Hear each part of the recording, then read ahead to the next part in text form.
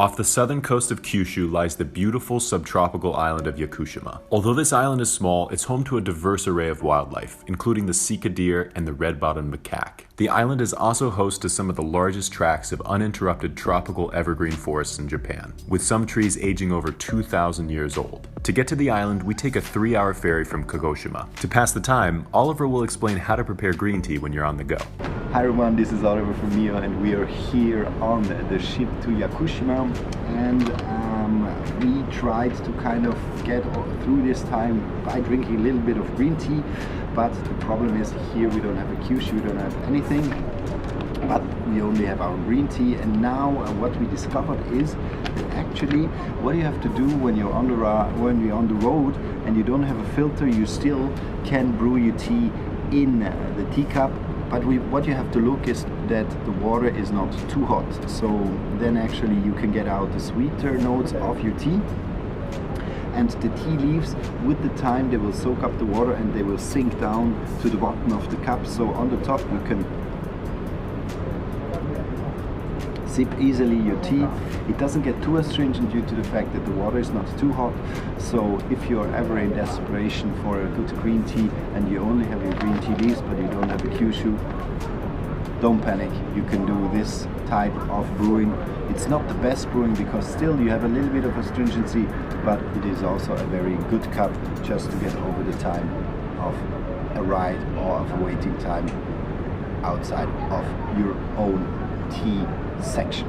After arriving on the island, the first thing to do is rent a car so we can begin exploring the natural beauty. You like the color? I love the color.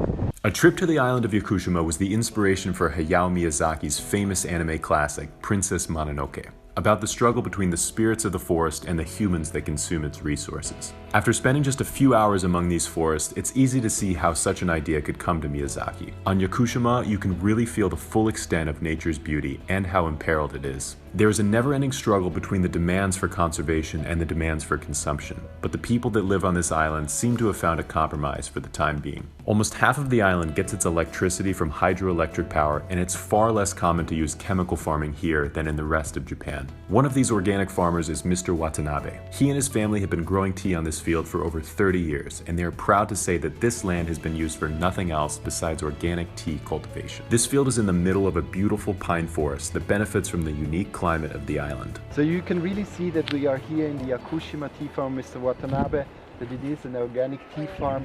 Already there are plants growing all around the tea plants here. We have seen some wild strawberries growing also close to the plant. And what the family really does to really lift this cycle of the nature is that in the end of the year, instead of harvesting the last crop, so the last harvest, which is called autumn harvest or akibancha as well, they use it to nourish the plant again. So these final crops, they give it back to nature to really close the circle of the year, to close the circle of nature, to also really have the best tasting tea and to give the best nourishment to the plants. Organic tea cultivation is easier on the field of the Watanabe family because the heavy rainfall keeps the bugs away. Yakushima has some of the highest rainfall in all of Japan, and this makes it easy to farm without the use of pesticides. The other unique aspect of this island is its temperature. Although Yakushima is located in the far south, it's still quite cold. This pushes back the tea harvest so it's more consistent with the rest of Japan. As we arrive to the tea field, they are just now starting to cover the tea plants. So we're here now at the moment when they put the kabuse on the field, and this tea will be covered for around 10 days. And as you can see, they just roll it over the tea plant, and it's a very light material, so it will not damage the plant. And then this will stay for 10 days, covering and shading the plant. While 10 days of shading isn't enough to create a gyokoro or a matcha, it will just take off a little bit of the bitterness from the tea and give it a slightly smoother flavor. The Watanabe family doesn't only make green tea, but also black tea as well. At their facility, they actually process the two teas separately. Good, we're here at the Watanabe production of their green tea, or the production facility. And what you can see here is one of their drying machines. And what's pretty interesting, what he told us, is that he uses for black tea and for green tea two separate machines due to the strong flavor of the black tea, which would then influence the flavor of the green tea. He uses two different kind of machines. And what we have here down the aisle is really the drying process over several steps. And in the beginning they start to dry the leaves with wind, so they blow hot wind with the leaves, with the turning of the leaves, helping it really to lose fast their moisture. And this machine here, for example, is now the first one which functions without wind, and it's just a big brush bringing out the moisture of the leaves. For the Watanabe family, it's not enough to simply produce teas in a natural way. They also want those teas to taste natural as well. Instead of going out of their way to produce a tea that is extra sweet, for example, they pretty much leave the tea alone and allow it to taste as nature would have wanted it to, with slightly more bitterness.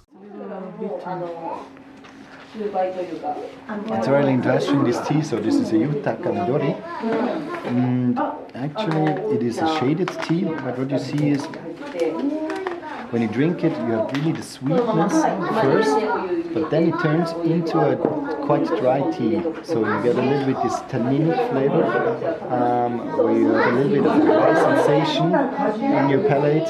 And this is very specific now. He said it is a plant, or it is a cultivar that has a little bit more of bitterness.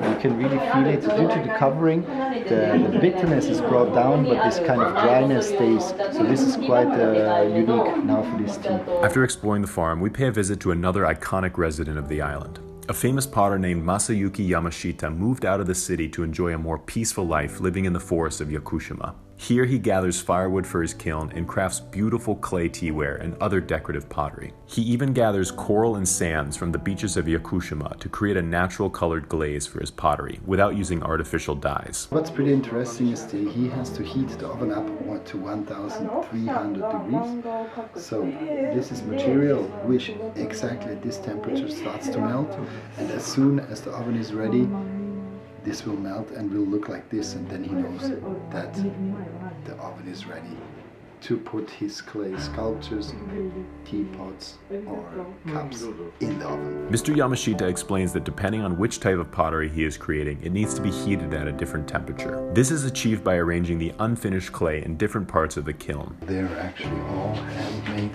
and you can see that they're really different in style, and each of them is placed at a unique part, so at a different part in the oven, in the kiln, and then due to the different color, due to the different exposures of these cups, they end up finally with a completely different design, even by being in the same time in the oven, being the same size, being made of the same clay. In addition to teacups, he also makes beautiful tea bowls, which can be used to prepare matcha in the tea ceremony. Due to more baking, so twice the times than this one here, the clay gets much more shiny, and this is also due to the wood giving it its shiny way of being, while here the shininess is there, but in a very slight way.